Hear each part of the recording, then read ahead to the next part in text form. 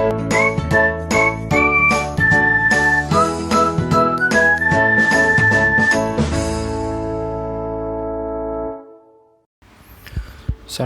warahmatullahi wabarakatuh. Saya Faza dan Kusuma dari kelas TI 20B1.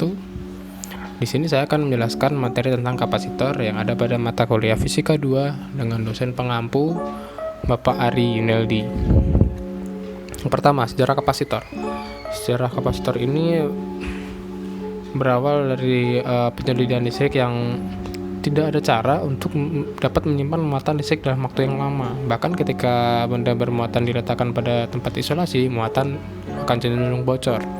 Tapi pada tahun 1746 di Universitas Leiden ada seseorang yang bernama Peter van Mastenbroek yang mencoba menyimpan sebuah muatan listrik. Hasilnya yaitu adalah suatu peralatan yang dikenal secara luas sebagai botol Leiden. Botol Leiden adalah sebuah botol kaca dengan dinding dalam dan luarnya dilapisi oleh daun logam. Nah, botol Leiden ini sekarang itu dikenal sebagai kapasitor ya, yang pada dulunya adalah disebut kondenser pertama, yaitu sebuah peralatan yang dapat menyimpan muatan energi dan energi listrik. Yang kedua adalah pengertian kapasitor. Kapasitor adalah elektronika yang mempunyai kemampuan menyimpan elektron-elektron selama waktu yang tidak tertentu, atau dengan pengertian lain, komponen elektronika yang dapat menyimpan dan melepaskan muatan listrik. Struktur sebuah kapasitor terdiri dari dua buah plat metal yang dipisahkan oleh suatu bahan dieelektrik. Nah, kegunaan kapasitor. Kapasitor itu berguna untuk mencegah lonjakan bunga api listrik pada rangkaian yang mengandung kumparan bila tiba-tiba arus listrik diputuskan dan dinyalakan. Selanjutnya, menyimpan muatan atau energi listrik dalam rangkaian penyala elektronik. Selanjutnya ada memilih panjang gelombang pada radio penerima, dan ada lagi yaitu sebagai filter dalam catu daya atau power supply. Prinsip pembentukan kapasitor.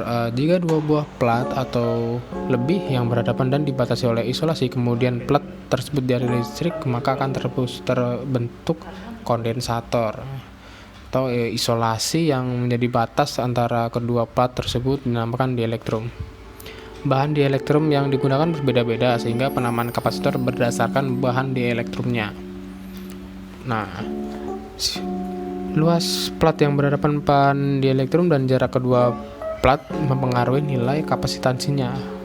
Pada suatu rangkaian yang tidak terjadi kapasitor liar, sifat demikian disebut dengan kapasitansi parasitik.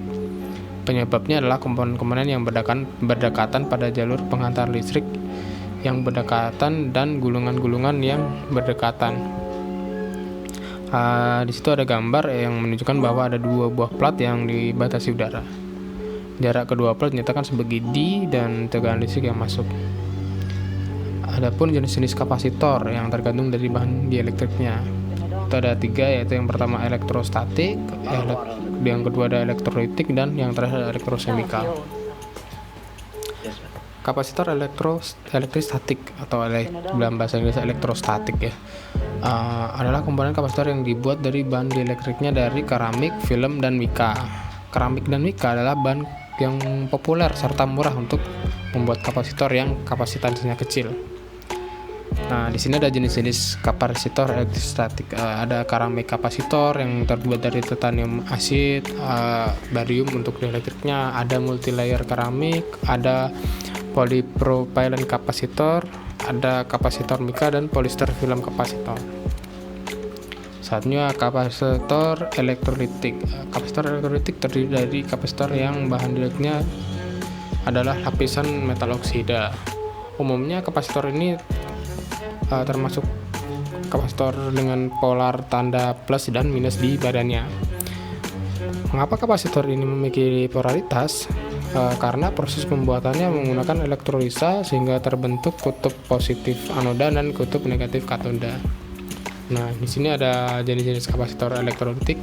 Yang pertama ada tantalum kapasitor yang elektrolitnya terbuat dari tantalum, ada elektrolitik kapasitor, ada polyester film kapasitor, dan elektrik double kapasitor atau yang sering disebut dengan superkapasitor. Selanjutnya ada jenis yang ketiga adalah kapasitor elektrosemikal.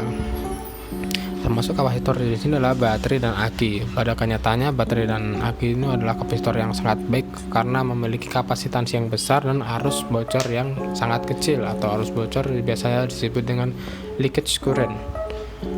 Tipe kapasitor jenis ini juga masih dalam pengembangan untuk mendapatkan kapasitansi yang besar namun kecil dan ringan, misalnya kayak untuk aplikasi mobil elektrik atau telepon seluler.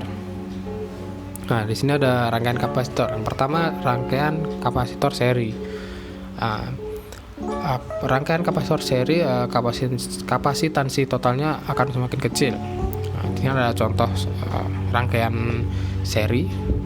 Rumusnya bisa dilihat di layar, yaitu 1/C total sama dengan, kalau misalkan ada 3 kapasitor, ada 1/C1 ditambah 1/C2 dan ditambah 1/C3.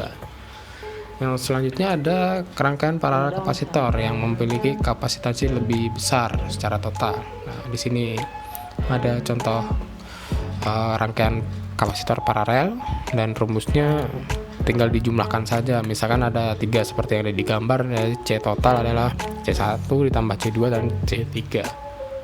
Nah, di sini ada contoh soal, perhatikan rangkaian kapasitor berikut. Di sini ada campuran ya ini. Ada rangkaian seri dan rangkaian paralel. Nah, untuk kasus seperti ini kita kerjakan dulu yang paralel. Nah, di sini ada pertanyaannya adalah berapa energi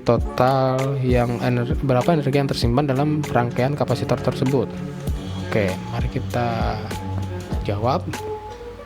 Yang pertama adalah kita hitung dahulu rangkaian paralel. Itu CP atau C paralel di sini adalah kalau paralel kan tinggal dijumlahkan ya, ada 3, 6F ditambah 3F ditambah 3F, maka jadinya adalah CP-nya adalah 12F. Terus rangkaiannya akan berubah menjadi seperti ini, jadi seri. Selanjutnya, karena rangkaian sudah menjadi seri, maka kita hitung dengan rumus seri. Itu 1/C total ditambah sama dengan 1/CP atau 1/12 ditambah 1/6 dan ditambah lagi 1/4. Nah, 1/C total sama dengan disamakan dulu. Nah, secara total adalah 6/12. Nah, C total sama dengan 2. Selanjutnya, untuk rumus energi yang tersimpan adalah EP sama dengan setengah dikali C totalnya dikalikan V kuadrat. Maka hasilnya adalah 576. Oke, mungkin sampai di situ dulu untuk materi kali ini. Sekian dan terima kasih.